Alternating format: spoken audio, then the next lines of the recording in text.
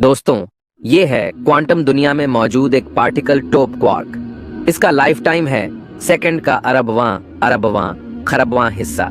ये इतने कम समय में पैदा होकर खत्म भी हो जाता है।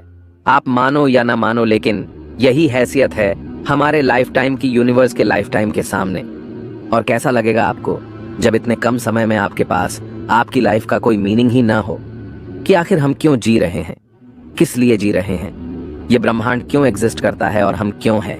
लाइफ में कोई पर्पज ही इंसान को इंसान बनाता है। ऐसे में 13 अरब साल पुराने ब्रह्मांड में जो आने वाले खरबों साल तक मौजूद रहेगा, जिसमें हम मात्र 70 साल जिएंगे, इसमें हमारे होने का क्या मकसद है? क्या होगा वो मकसद जो हमारी लाइफ को मीनिंगफुल बनाए? आखिर इतना बड़ा ब्रह्मांड किसके लिए है? And why do we exist? क्या ब्रह्मांड को हमारे लिए पैदा किया गया है या हमें ब्रह्मांड के लिए जानने के लिए वीडियो को पूरा जरूर देखें। दोस्तों, सदियों से इंसान रात के आसमान को निहारता आया है। इंसान पिछले 3 लाख साल से धरती पर मौजूद है। इन 3 लाख सालों में हमारे पूर्वजों ने कई अलग अलग मान्यताओं के साथ अपनी जिंदगी को जिया है, चाहे वो सच हो या झूठ। लेकिन उन मान्यताओं ने उनकी लाइफ को एक मीनिंग दिया। अगर आपकी लाइफ में कोई पर्पज है तो आप लाइफ के एक एक सेकंड को जी भर कर जीते हो।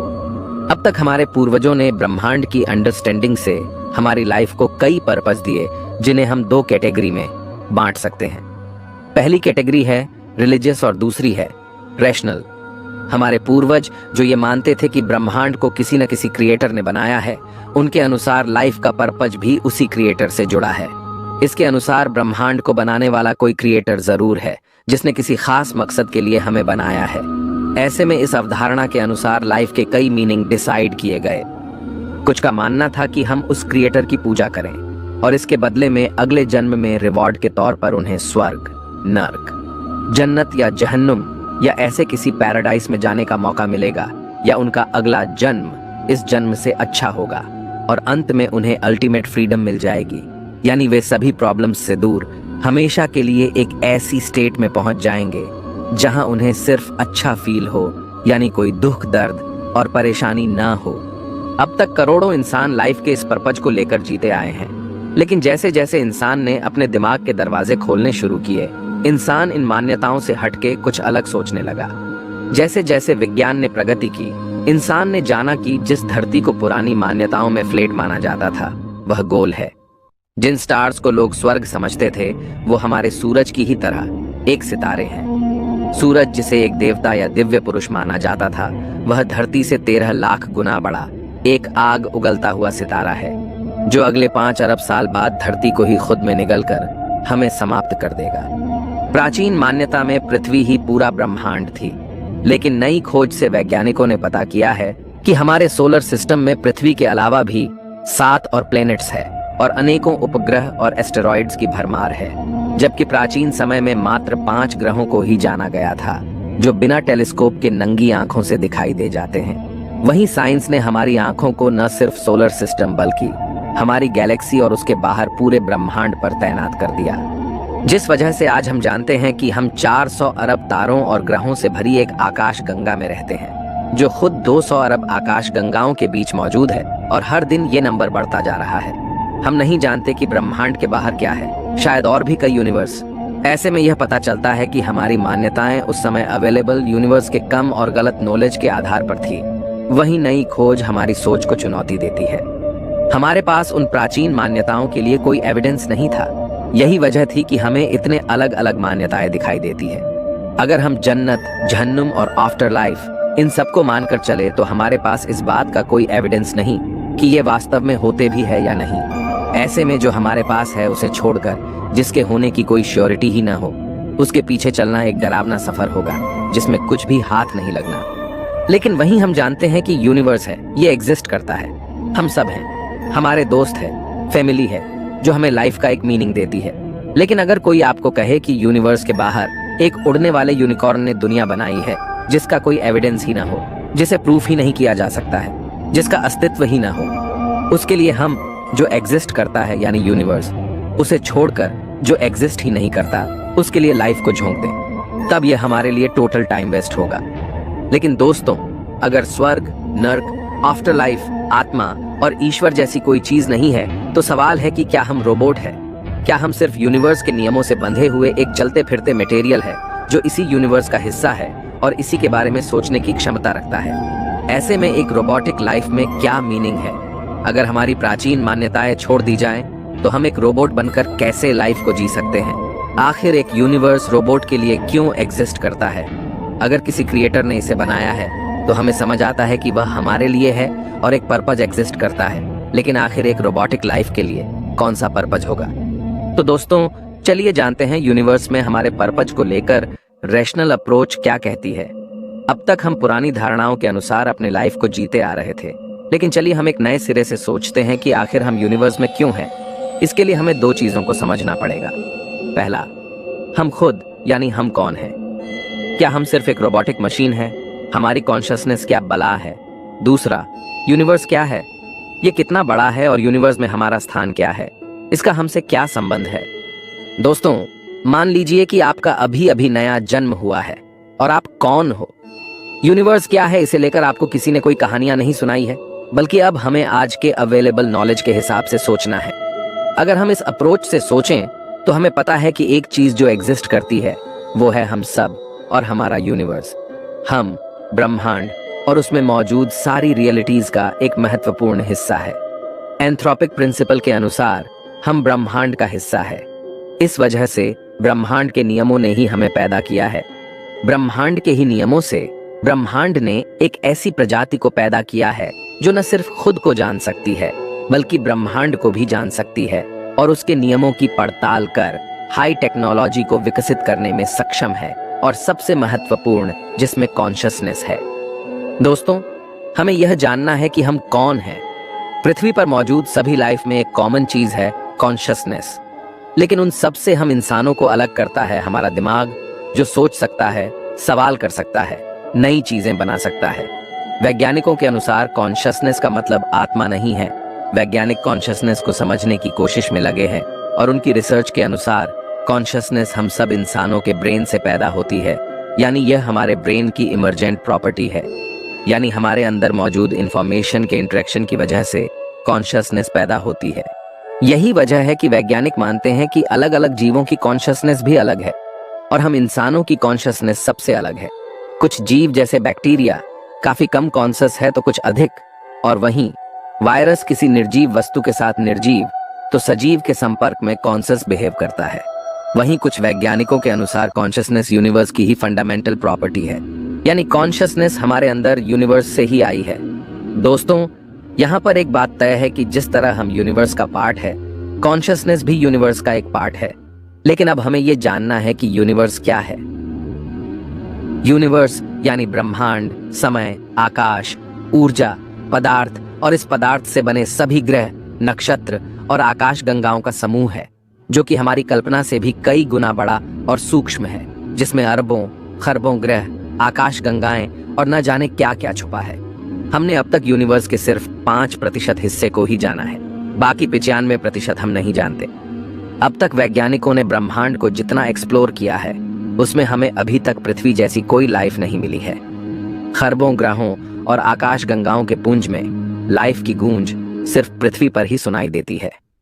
जब हमने चांद पर कदम रखा तो वहां की जमीन अरबों सालों से सुनसान पड़ी मिली। जब हमने मंगल की तहकीकात की तो वहां लाइफ का कोई नामो निशान भी नहीं मिला।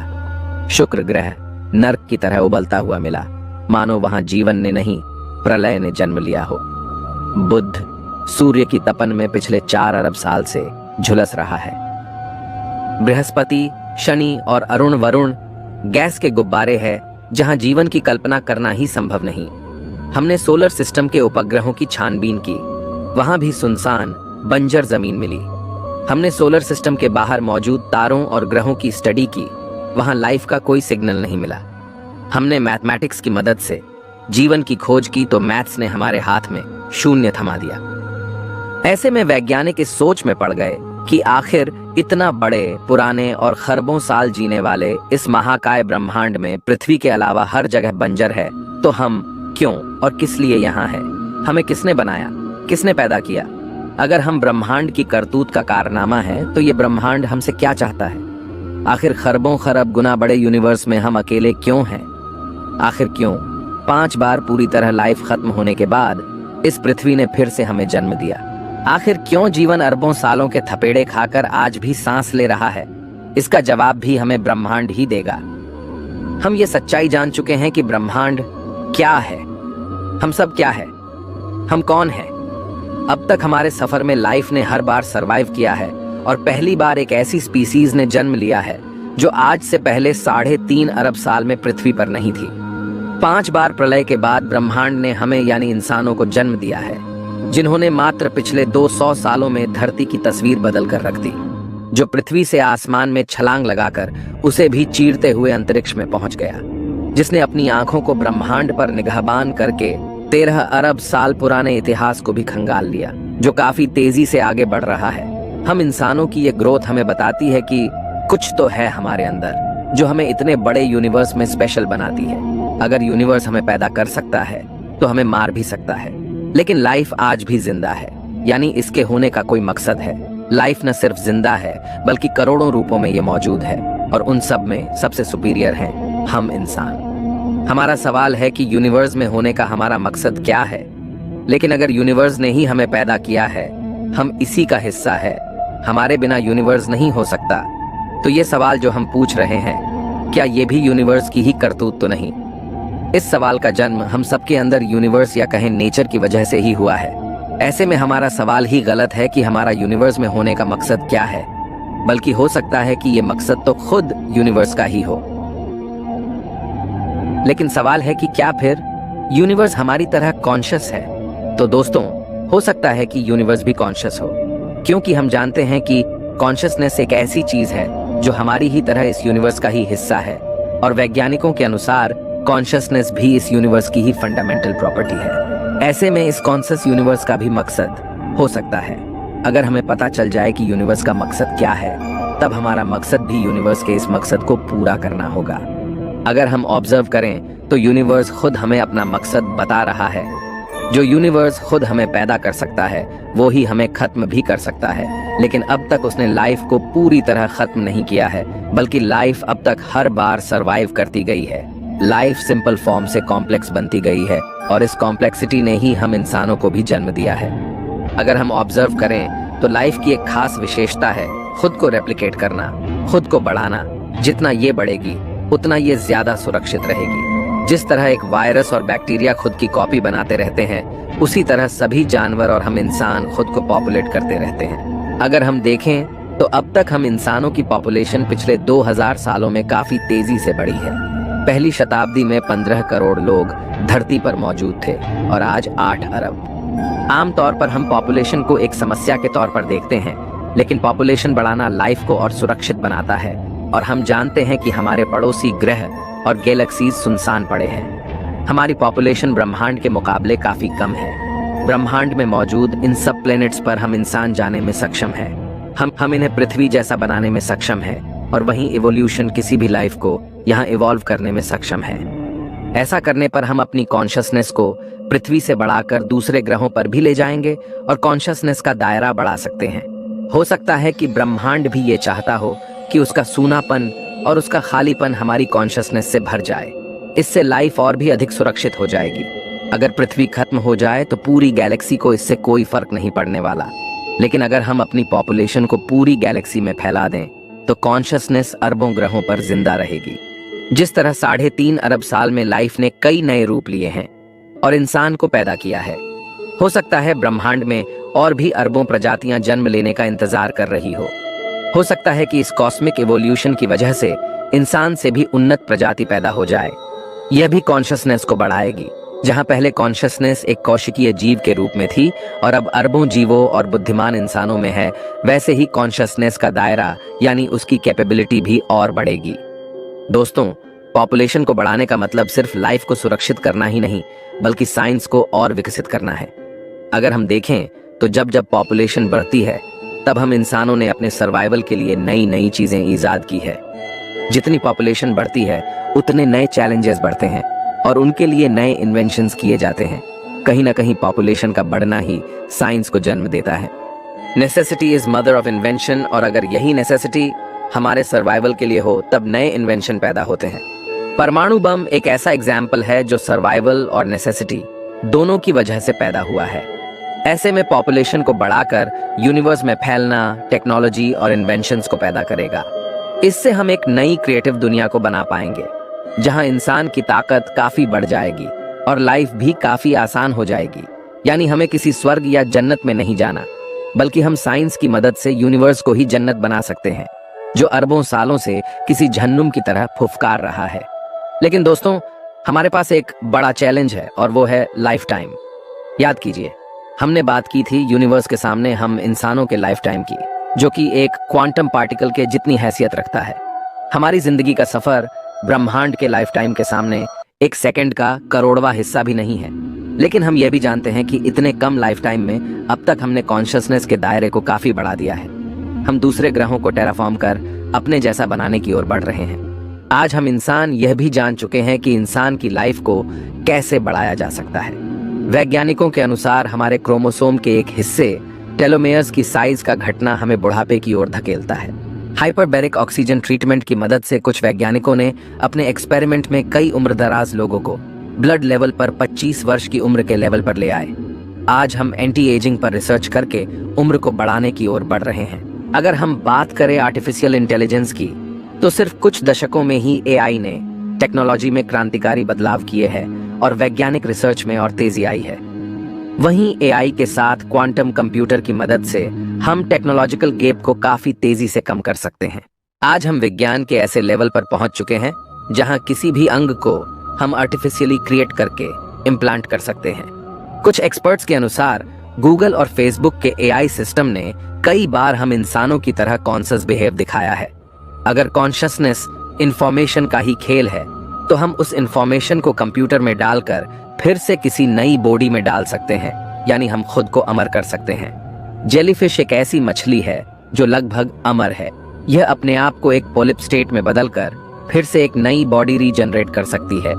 यह खुद को नया जन्म देकर लगभग अमरता जैसी स्टेट में रहती है। इसे स्टडी कर हम इंसान भी खुद की हेल्थ को बढ़ाकर, इंसानों की एवरेज आयु को बढ़ाकर धीरे धीरे एक ऐसी स्टेट को अचीव कर सकते हैं जो हमें ऐसी अमरता की ओर ले जाए। अगर हमारी आयु ब्रह्मांड के सामने सेकंड के अरबवें हिस्से के बराबर है, तो हम वो दिमाग भी रखते हैं जिससे हम इसे बढ़ा सकते हैं। ऐसे में हमारी जिंदगी का एक बड़ा मकसद, जिसे हम सब इंसान लेके चल सकते हैं, वही होगा जो हमारे प्राचीन पूर्वजों का था, यानी अल्टीमेट फ्रीडम, जिसे हम कल्पनाओं से नहीं बल्कि विज्ञान की मदद से पूरा कर सकते हैं और ब्रह्मांड के मकसद को पूरा कर सकते हैं, इसके खालीपन को पूरा कर सकते हैं। हम धरती की छोटी सी जमीन के लिए लड़ने की बजाय एक साथ मिलकर पूरे ब्रह्मांड पर अधिकार कर सकते हैं, कॉन्शियसनेस को फैला सकते हैं, मौत के डर से छुटकारा पा सकते हैं। हाँ, ये बहुत चैलेंजिंग है, लेकिन ये असंभव नहीं है। पुरानी विचारधारा ने जिसे असंभव कहा, उसे हर बार विज्ञान ने संभव करके दिखाया। हम इंसान जो सोच सकते हैं उसे पा सकते हैं। हम भी उसी मकसद की ओर बढ़ रहे हैं जो हमारे पूर्वज चाहते थे, यानी अल्टीमेट फ्रीडम, यानी सभी प्रॉब्लम्स से छुटकारा। बस फर्क इतना है, हमारे पूर्वज कल्पनाओं के पीछे चल रहे थे और नया युग उसके इशारों के पीछे चल रहा है, जिसका अस्तित्व है, यानी ब्रह्मांड, ना कि कोई काल्पनिक सत्ता। तो दोस्तों, ये कहना आसान होगा कि ये सब भी कल्पना है, लेकिन विज्ञान के दम पर इन्हें पूरा करना एक चैलेंज है। ऐसे में आपको क्या लगता है, क्या हम इंसान इस चैलेंज को पूरा कर पाएंगे? कमेंट में जरूर बताएं। और आपकी लाइफ का क्या मकसद है, यह भी हमें जरूर बताएं। मैं मिलता हूं आपसे किसी अगले वीडियो में। तब तक के लिए ब्रह्मांड में घूमते रहिए।